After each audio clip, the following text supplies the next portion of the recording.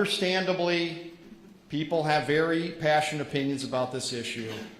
In order to keep this meeting productive, I have asked people to write their names and their questions on a note card.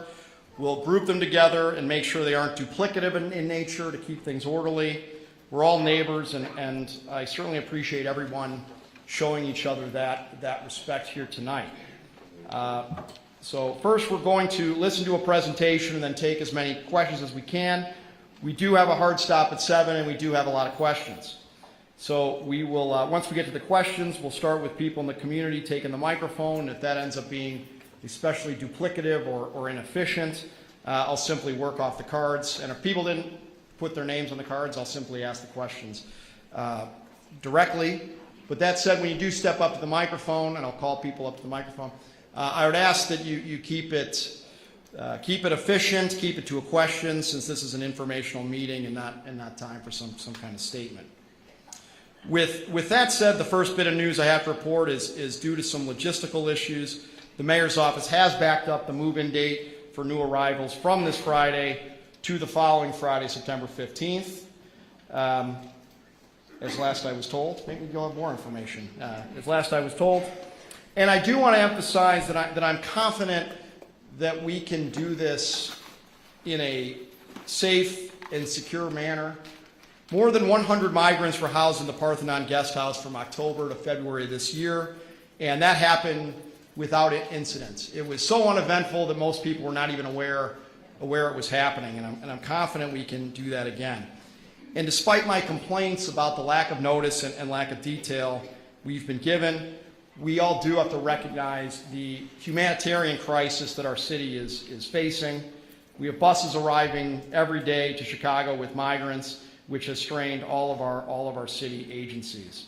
So regardless of your feelings on Chicago as a sanctuary city, I would remind you we don't control the federal budget. We don't control the federal asylum process. We don't control what Governor Abbott does.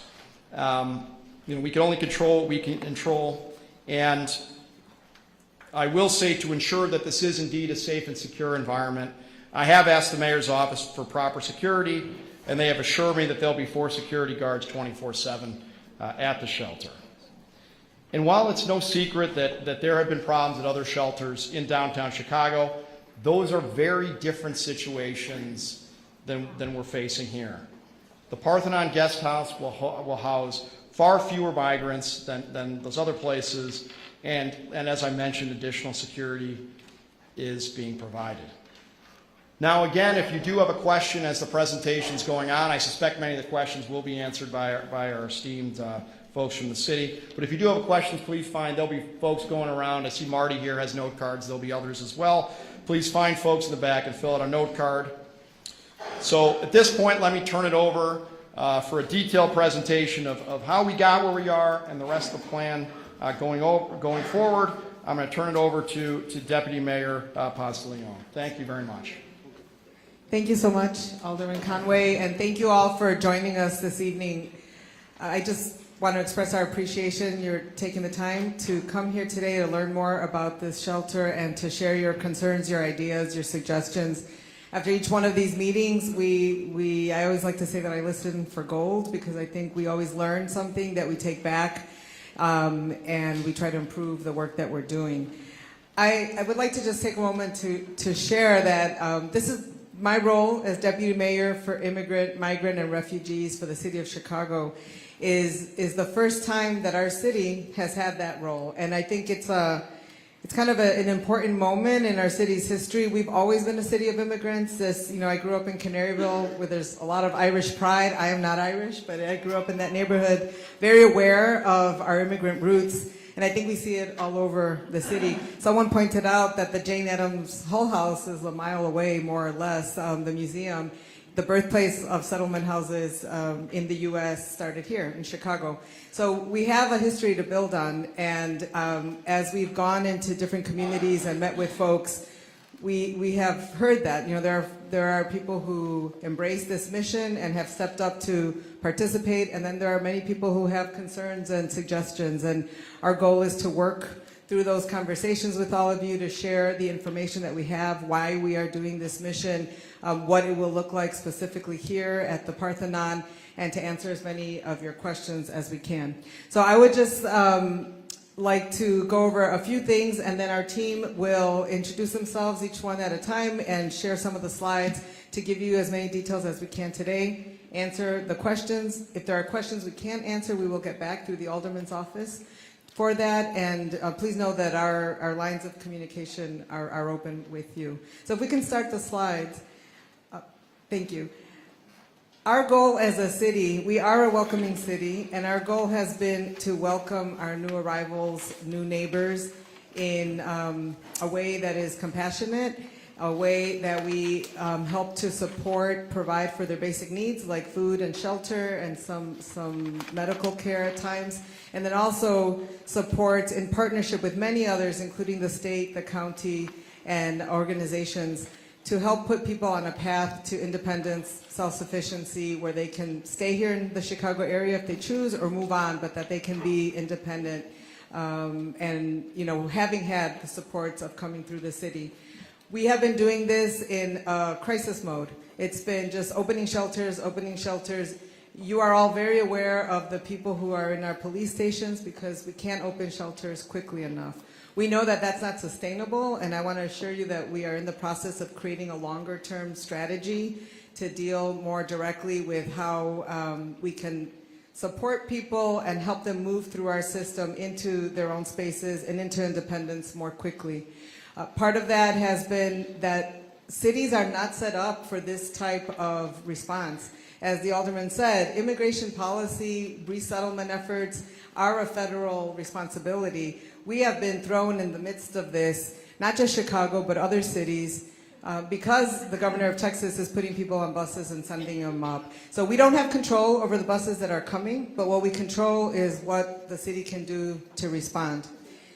I've been asked, you know, why are we doing so much for these migrants? Why are we doing this?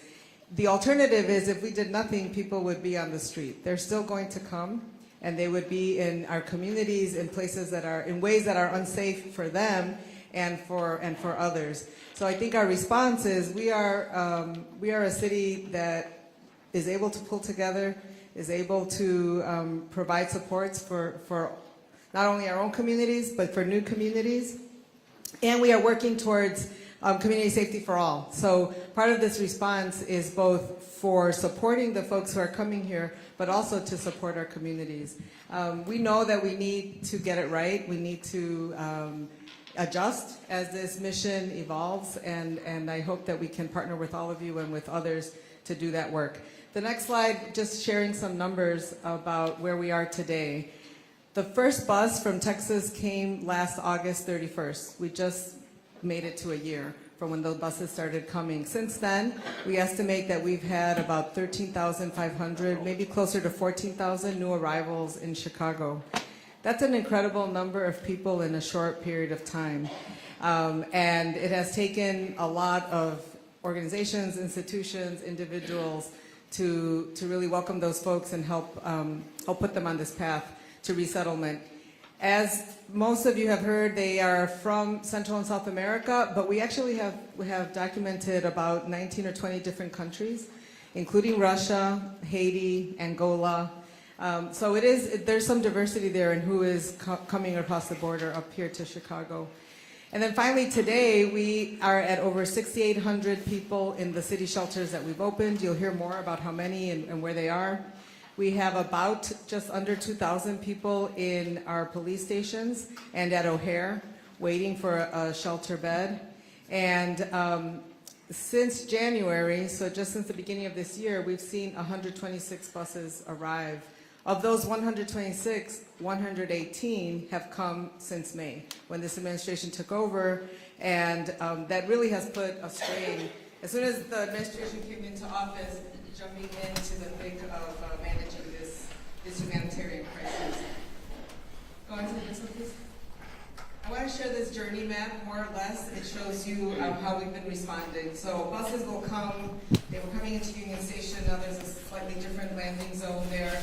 In addition to buses, which we are seeing daily, We now have a growing number of people coming into O'Hare. So San Antonio has Are we able to go been back sending just folks the on next step, airplanes. just for the It's live only shot? a 9:30 flight, Are we and able to then there's move back sometimes an to the evening next flight. step just So for we're the seeing live about shot? 30 or 40 people coming through Just O'Hare. asking. We're seeing maybe 1 to 3 buses. Today there were 4 coming Just for I into won't be the talking city, for and the most I'm buses gonna have be 40 whispering, to but 50 people. Sometimes people don't know where they're headed. They are at the border, they're